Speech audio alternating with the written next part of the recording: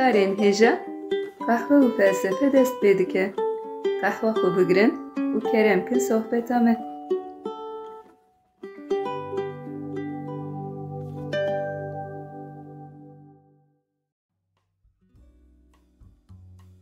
مرحبا گهدارین هیجا به بشکن و قهوه فلسفه امجاره کدن پیشبری ونه. مرحبا گهدارین هیجا مدیسا قهوه خو حاضر کر و به برنامه کنو ام دیسال پیشبری ونه.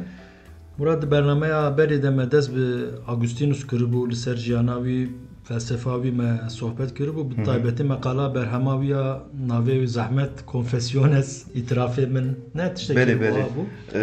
کنفسیونس هم برهمه که اوتوبیوگرافیک بو. هم جی برهمه که فلسفی بو.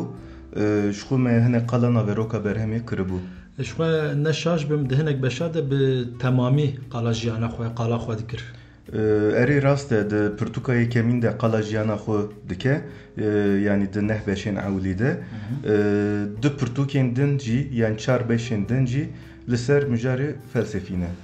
ما هناك قالفان مجارة كروب وك هش وحافظة مروفان فلسفة وقت زماني طيبت مندين خودي خرابي أراز دنا فان مجارنده خرابي پربالا من کشاند خرابي هر چقدر وقت هم بیشن تشتک رازبر خویابه که جی دنا جیانا روزانه ده امتم بی روبرو دمینن خرابي وقت هيك و هم بیشن تفکرک ناف جیانه ده فلسفه آگوستینوس ده چاوا هاتی نرخاندن مراد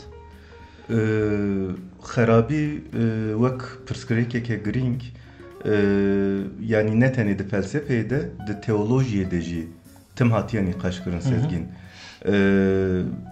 ده سر خرابیه فکر و رامانین جدا نقاشین گرینگ درد کبن پیش بریم آگوستون زی وک فیلوزوفه کی سردم ناوین و وک تئولوژی کی خریستیان لدر وی مسئله نمایه فکر و رامانین وی سر خرابیه هم de felsefeya serdema navîn de him jî di serdemên din de jî em ê bibînin bandora xwe nîşan daye û giringiya xwe parastiye. Vê çavê berê got ez dest bi pirsê xwe yên ser Agustînus bikim dixwazim tişteke din bipirsim. Xerabî wek mijarek felsefî berê Agustînus jî bûye mijara felsefê yanî ser wê hatiye em bêjin xeberdar. Ji bo filozofên serdema navîn? Yani ne tenê serdema navîn felsefeya Yunan antik jî di nav de yani berê Agustînus ev mijar hatiye nîqaş kirin. Belê yani mijara xerabiyê bi Agustînusê neketiye nav felsefeyê. Ji xwe gava em qala fikrên Agustînus bikin em ê bibîn ku Agustînus mîraseke girtiye û li ser wî fikrê xwe ava kiriye.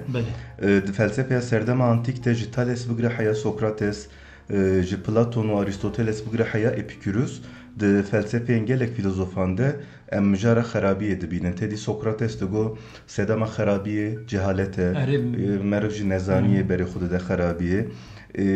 Lê cara ewilî em di berhemên Platon de dibînin ku xerabî wek mijareke taybet wek beşeke cuda bi pergal hatiye nirxandin di diyalogoyê de em dibînin. Dîsa Aristoteles wek avakarê beşa etîkê di pirtûka xwe ya Nikamakos etîk de wek du têgehên girîng yên beşa etîkê li ser başî û xerabiyê sekiniye. Tevgerên baş çi ne, tevgerên xerab çi ne, meriv çima tevgerên baş dikin, çima tevgerên xerab dikin.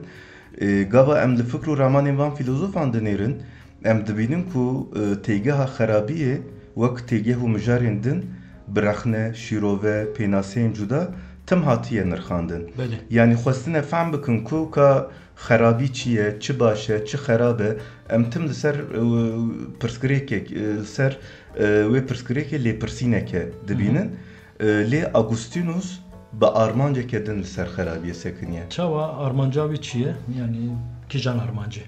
Ya armanceke çawa sezgîn yani li vir xerîb tune ji te re bêjim bi min Agustînus hinek mecbûr maye. Yani mecbûr maye bikeve navê meselê. Çima mecbûr maye? Agustînus filozofekî serdema navîn e. Yani filozofekî felsefeya Xristiyaniyê ye. û laliyekî wê jî teologekî Xristiyanî yani di nav sistema pergala kilîseyê de merivekî pîroz e. Yani wek Agustînusê ezîz tê binav kirin. Ew serdema ku Agustînus jiyaye di dîroka felsefeya Xristiyaniyê de wek felsefeya patristik tê binav kirin. Di felsefeya patristik de jî taybetmendiyeke giring derdike ve peşiye me. Me gotu bu parastin felsefeye parastini. Beli, felsefeye parastini, anji felsefeye apolojetik. Beli. Çi diparêzin vana li hemberî rexneyan Xristiyaniyê diparêzin. Rexneyên herî mezin û giring jî li ser mijara xerabiyê tê kirin. Yani gava Xristiyanî belav dibe, qala taybetmendiyên Xwedê dikin, qala mezinbûna Xwedê dikin, dibêjin hêza Xwedê tê re her tiştî dike, hemû alemê afirandiye, her tiştî dibîne, dibihîse. Yani ne tenê ji bo Xristiyanî wek hemû dînên em bêjin ya xwedayî yan jî semawî ev heye. Belê, vana taybetmendiyê hevparin. Piştî van taybetmendiyan jî em rexneyê mirovan dibînin. Yani dibêjin eger Xwedê wek hûn di Xristiyanî de dibêjin qal dikin, eger Xwedê Xwediyê hêzeke mezin be, çima rê li ber xerabiyê nagire? An jî eger hemû alem û hemû tişt bi destê Xwedê hatibin afirandin, Xwedê çima xerabiyê afirandiye? Agustinus ji bo li hemberî van rexneyan Xristiyaniyê biparêze, mecbûr maye ku li ser mijara xerabiyê bisekine. Ecêb e namim bêtir merak kir wê çayê ez zû bi zû dest bi pirsê xwe bikim. Murat, Agustinus filozofekî Xristiyan e. Belê. Lê di beşa berê de me gava qala jiyana wî kir, me got jiyana wî ya berê Xristiyaniyê li ser felsefa wî jî bandorê kiriye. Lo me dixwazim ji jiyana wî ya berê Xristiyaniyê dest pê bikim. Agustinus berê ku bibe Xristiyan têgeha xerabiyê çawa şîrov vedikir? Bi ser xerabiyê çi difikirî? Agustinus berî ku Xristiyaniyê qebûl bike, demeke li ser baweriya maniheîzmê dimîne. Ji xwe gava me qala jiyana wî kir, yani piştî 30 salî, 35-37 salî wana derbasê Xristiyaniyê dibe. Li gor maniheîzmê xerabî hêzeke serbixwe ye. Maniheîzm başî û xerabiyê bi tarî û ronahiyê temsîl dike û dibêje hemû jiyan mücadeleya di navbera tarî û ronahiyê de ye. Yani başî û xerabiyê de ye. Lê ev nêrîn pir nakeve serê Agustinus. Çima? Yani çima kabul naki? Yani şaşiyan kemasiyeke çawa tê dibîne? Ya şaşî û kemasiyeke çawa dibîne, arast ev tiştê maniheîzm qal dike, ne tişteke aîdê maniheîzmê jî. Berî maniheîzmê tedî Heraklitos qala şerê dijberan dikir, digo başî û xerabî, sar û germ tim di nav nîqaşekî de ne, di nav şerekî de ne, ev jî bingeha jiyanê ava dike. Lê Agustinus vê nêrîna dualîst qebûl nake. Agustinus nêrîna maniheîzmê wek nêrîneke dualîst qebûl nake. Çima nêrîneke dualîst e? Du alî wek Kurdî biradbîra tê de bibîne. Belê. Qala du hêzên cuda û sereket ke. Li gor Agustinus ev nêrîna dualîst bi taybetmendiyên Xwedê re li hev naye. Li gor Agustinus Xwedê yek e, hêzeke yekane ye. Loma nabe ku hemû gerdûn bi du hêzên cuda bêrave kirin. Ji ber vîya û ji ber sedemên bi vî şeklî dev ji maniheîzmê berdide. Piştî maniheîzmê yani piştî got Xristiyaniyê qebûl dike, Agustinus xerabî çawa dinirxîne, vê têgehê çawa dinirxîne? Piştî Xristiyaniyê Agustinus felsefeya Platon û Plotinos nas dike. Felsefeya wan dixwîne, fikr û ramanên wanên li ser xerabiyê dixwîne nas dike û ev xwendin, ev nasîn fikr û ramanên Aristotelesiyên li ser xerabiyê bi temamî diguherîne. Li gor Plotinos xerabî bi tena serê xwe tune ye. Heyîneke serbixwe nine, kêmbûna an jî nebûna başiyê ye. Yani başiyê wek hêzeke sereke qebûl dike û xerabiyê jî bi tunebûna an kêmbûna başiyê rave dike. Ev di diyalogên Platon de jî hene. Ji xwe Plotinos wek Platon parêzeke nû tê binav kirin. Agustinus fikrê Platon û Plotinos li gor Xristiyanî, li gor taybetmendiyên Xwedê ve diguherîne. Dibêje xerabî bi tena serê xwe tune ye. Yani bi tena serê xwe heyîneke ontolojîk nine. Xerabî bi kêmbûna, bi nebûna başiyê derdikeve vê nêrînê jî wek privatio boni binav dike. Privatio boni çi Murat, xuyayê bi latînî ye, wer xuya dike. بله سازگین بلاتینی لید و تزانه بیدی لاتینی توی نعلمیه نه یعنی اصلا ما آیه که مرادی داره بکن آیه بله پریواتیو بونی بلاتینیه راست کیم بونا باشیه تو نبونا باشیه آگوستینوس دبیجه خودی هر تشتی لسر باشیه آوا کریه و افراندیه دناب هر تشتی ده دپوختیا هر هینه ده باشی هیه خرابی به آوه که خوزایی دناب پرگالا گردونی ده تونیه گاوا پرگالا باشی خراد به آن باشی کیم دبه خرابی درد که به میدانه دبر همه کنفسیونه سیده ویا وک argümantasyonu ki izahı ki dibêje xwedê heyîneke baş e loma heyînên bi destê xwedê hatine afirandin başin eger başî tune ba heyîn jî çêne dibûn wê çaxê xerabî kêmasiya tiştekî ye bi tena serê xwe heyîneke ontolojîk nene. Murat ve nerina Agustinus tutkare hinekî din jî vekî izah bike ji me re yani eger mümkün be bi mînakek an bi gotineke Agustinus ji bo baştir bêfam kir piçekî tevlev xuya dike. Te çima fehm nekir yani te ku derê fehm nekir? Yani bi giştî em bêjin. Mînak çawa bêjim yani wek mînak mesela çav bifikire Tamam. taybetmendiye çav çi ye? Dîtin e. Dîtin tişteke baş e. Korbûn yani nedîtin jî tişteke xerab e. Agustinus, li gor Agustinus yani em bêjin dîtin wek tişteke baş dixwazeya çav de heye. Çünkü karê çav dîtin e. Gava ev dîtin kêm dibe korbûn derdikeve. Yani başî kêm dibe û pêre xerabî derdikeve. Korbûn û nedîtin wek tişteke xerab dixwazeya çav de cî nagirin. Xerabiya ahlakiyan tevgerên xerab jî em karin mînak bidin. Li gor Agustinus xwedê heyîneke baş e, başiyê temsîl dike. Mirov gava ji xwedê dûr dikevin, ji başiyê jî dûr dikevin, başî kêm dibe û tevgerên xerab derdikevin meydanê.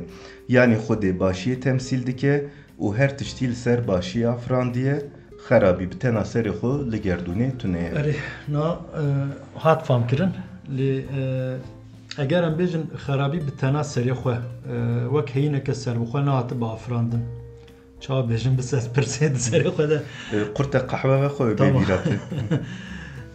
Ez wiha bipirsim Murat na Agustinus dibêje xerabî jalê xwedê ve nehatiye afirandin Belê. yani çavkanî ne xwedê ye xerabî kêmbûna başiyê ye bi kêmbûna başiyê derdkeve xerabî wê çaxê sedema kêmbûna başiyê çi ye? Yani çavkaniya xerabiye. Erê. Rast ez bê dipirsim. Çavkaniya xerabi. Yes. Belê. Yani çavkaniya xerabiye tego çiye kiye? Ez vêya dipirsim rast. İnsan. Li gor İnsan. Agustinus çavkaniya xerabiye insan e. Yani insan her xerabiyet ke, her tiştî dikin. Agustinus yani çawa li gor Agustinus em bêjin xwedê gerdûnê bi awayeke bêhempa afrandiye xwedê gerdûn û jiyanê di nav pergaleke bêkêmasî de afrandiye û hemû pergalê jî li ser başî ava kiriye çünkü başî taybetmendiya xwedê ye. Di navê pergalê de her tişt di nav xwe de başiyê dihewîne û ji xerabiyê re cih tune ye. Lê dûr e însan hinek însan li vir nawazim sezgîn navê wan bêjim û wan rencîde bikim dilê wan bêlim hinek însan bi daxwaza xwe bi îradeya xwe ya azad vê pergalê xera kirine Ew bixwe zanin. ew bixwe zanin pergala vê pergalê xera kirine pergala ku li ser başiyê ava bûye pergala gerdûnê ji başiyê dûr xistine bi dûrbûn û kêmbûna başiyê jî xerabî derketiye meydanê. Yani insan bi daxwaza xwe bi îradeya xwe ya azad xerabiyê derxistî meydanê tu dibêje.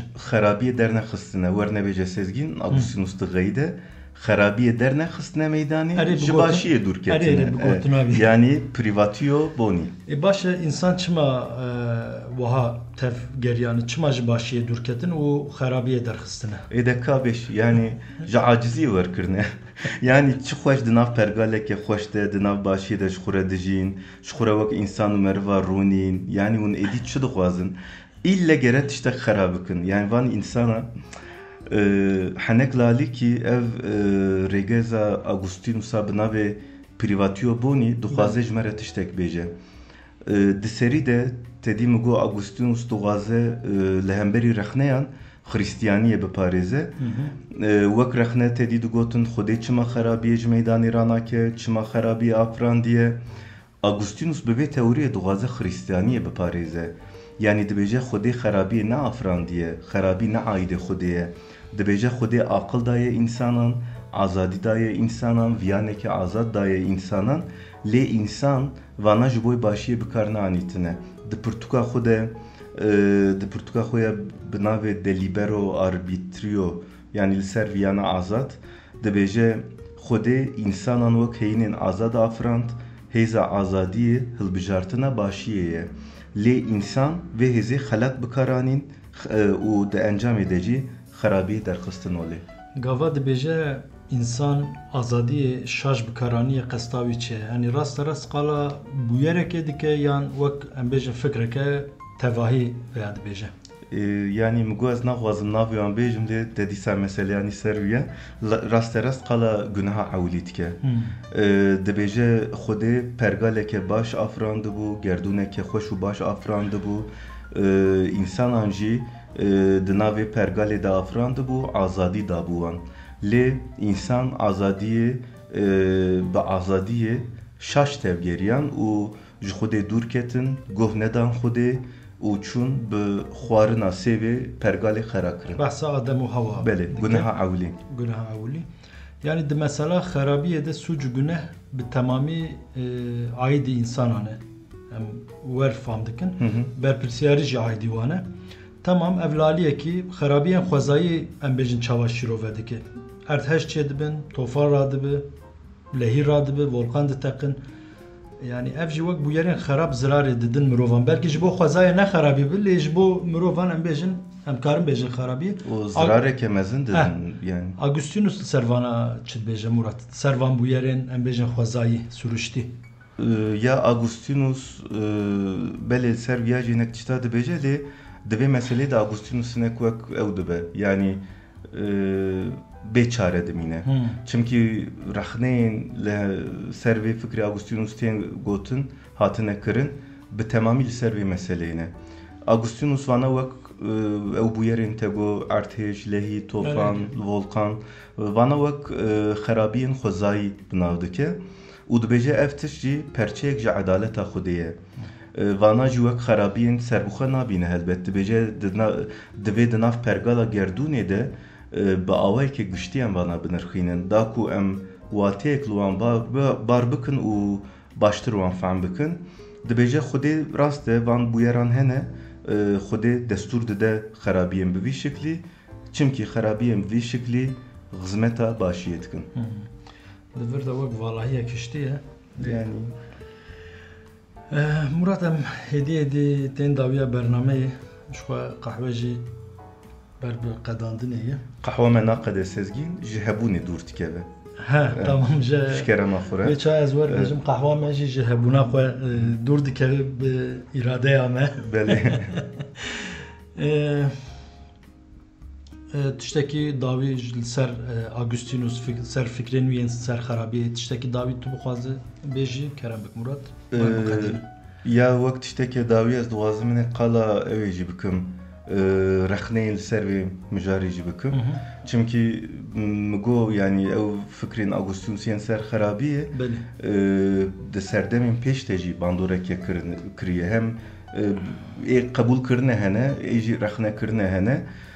Mînak Leibniz 1000 sal piştî Agustinus, filozof Leibniz 1000 sal piştî Agustinus heta 1100 sal piştî Agustinus teoriya Agustinus digire û berfirehtir dike û berhema xwe ya Theodisê li ser vê argûmanê ava dike. Ew teoriyekî Agustinus tedî dibêje Xwedê heyîneke baş e loma gerdûnê jî bawê li ser başiyê ava kiriye. Leibniz viya digire vê argûmanê digire û fikrê xwe ew ê Theodis yani wek bi navê ew ê edaleta Xwedê em bêjin dibe ev dünya di nav dünyayê pêkan de dünyaya heri başı. Yani dibe ancak ev kaskarı bu çevana. Hev çe dibe yani. David Hume xinci te Leibniz doğazım qala David Hume jî bikim. David Hume jî pir birexneyn tu jêrişê Augustinus dike. David Hume dibêje ev teoriya Augustinus bi vê teoriya Augustinus em nikarin êş û jan û bêedaletiyên ser dünyayê re ve bikin. Yani divê divira de kêmasiyekê heye. David Hume di berhema xwe ya bi navê diyalogên li ser dîneke xwezayî de dibêje eger Xwedê bi rastî jî xwediyê hêzeke mezin be divê karibe rêl ber xerabiyê bigire. Eger Xwedê bi hêz be û xerabî hebe du encam derdikevin. Ya Xwedê naxwaze xerabiyê ji olê rake ya jî haya wî ji xerabiya dünyayê tune. Divê gava tu taybetmendiyên Xwedê û van encama didî berhev vana hevdû nagirin. Divê nakokiyeke mezin di nav de heye. Dîsa sezgîn Voltaire yani Voltaire jiyana wî em dikarin bikin du cî piştî artêja Lîsbonê berî artêja Lîsbonê. Di sala 1755 de li Lîsbonê paytexta Portekîzê artêjeke mezin çêdibe. Û ev artêj xerakirina bajêr li alîkî li ser fikr û ramanên Ewropayê ve guherîneke mezin çêdike. Heta dibên li ser hişmendiya Ewropayê du bûyerên girîng hene. Yek artêja Lîsbonê, yek jî Holokosta Cihuyan. Yani hişmendiya insanan avqas guheran diye. Tedî ew piştî artêja Lîsbonê nêrîna Voltaire li ser Xwedê diguhere. Voltaire yani Lîsbon bajarekî katolik, bajarekî em bêjin wek çawan bêjin dîndar tê naskirin. û artêjekî pir mezin çêdibe yani kevir li ser kevir namîne. Voltaire pir di bandoraviya de dibîne. Hem li ser viya helbesteke dinivîsîne û hem jî nêrîna wiya li ser Xwedê diguhere yani dibe Xwedê heyîneke baş bû çawa bê cezayê dideme. Ev felaket çima hat serime yani zarokên biçûk dibin enqaza de dibîne di şîra xwe de qalavana dike. Divê eger viya ceza kirin be merivê bêguneh çima ketin nav vê cezayê. Ev nêrînên Voltaire tedî ew tegoya Augustinus ew artêj tofan za çawa ravetke. Voltaire jî êrişê ser vê fikrê dike. Yani dibe di navbera balê dikişîne ser nakokiya di navbera başiya Xwedê û êş û janên jiyanê. Piştî artêja Lîsbonê helbestek dinivîse li ser depremê dibêje gelo we jî însanên dibin enqaz û xirabeyan de mirin regot ev bûyer nîşaneya başiya Xwedê ye. Yani dibe em ê çawa rave bikin viya. Loma ew fikr û ramanên Voltaire piştî artêja Lîsbonê bi temamî diguhere û ev jî dîsa rexneyên tuj li ser Augustinus em dibînin bi vî şiklî. Barkeşa bi rastî jî. Murat em bernameya xwe biqedînin ez dibim. Belê sezgîn vê helbesta Voltaire. Ev helbestekê bi rastî jî giring e yani wek îsyan dike. Xuya yani. Lîsbonû bajarê din dide berhev. Dibe eger Lîsbon bajarekî gunehkar be dibe çi kêmasiya Londra û Parîsê ji me heye. Yani dibe ev çima hat serê me. Çima ev ceza kirin me dît. Eger wek ceza kirin be dîsa di berhema xwe bi navê Candide Candide de tê nivîsî Candide de jî dîsa li ser qala vê ew dike. Bi vî şiklî ew yani rexneyên li hemberî xerabiya heye.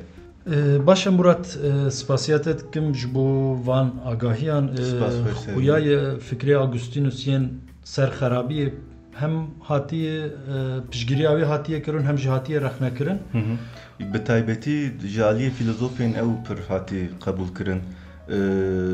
Di felsefeya patrîstîk de ji aliyê filozofên xristiyan pir hatine qebûl kirin çimkî ji bo xristiyaniyê biparêzin argumanteke wek xurt dîtine. Loma jali filozofan gelek hatine qebûl kirin û bandora wî em wîsa jî dibînin sezgîn 1100-1200 sal şûnde Leibniz bi xebatên xwe ser matematikê jî tênasîn ev argüman tê kirî bingeha pirtûka xwe bi berhema xwe yanî li ser fikrê Augustinus nêrîneke nû ava kiriye bi navê Theodis û dibêje ev dünya di nav dünyayê pêkan de dünyaya herî baş e.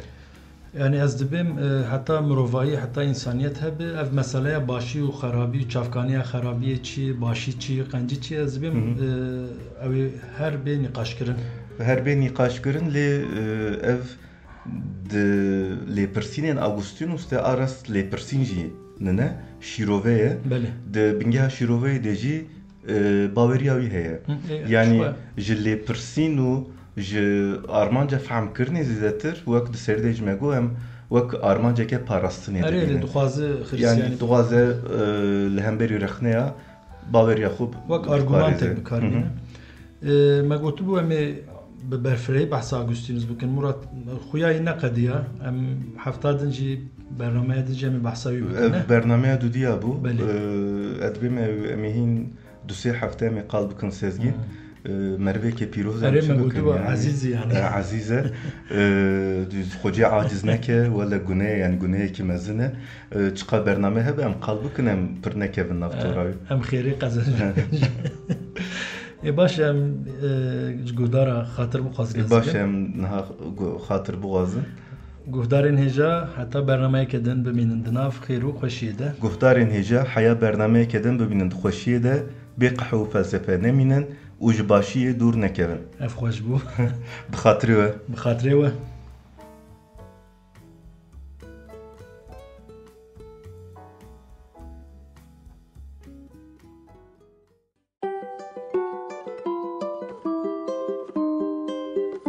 Qehwe û felsefe.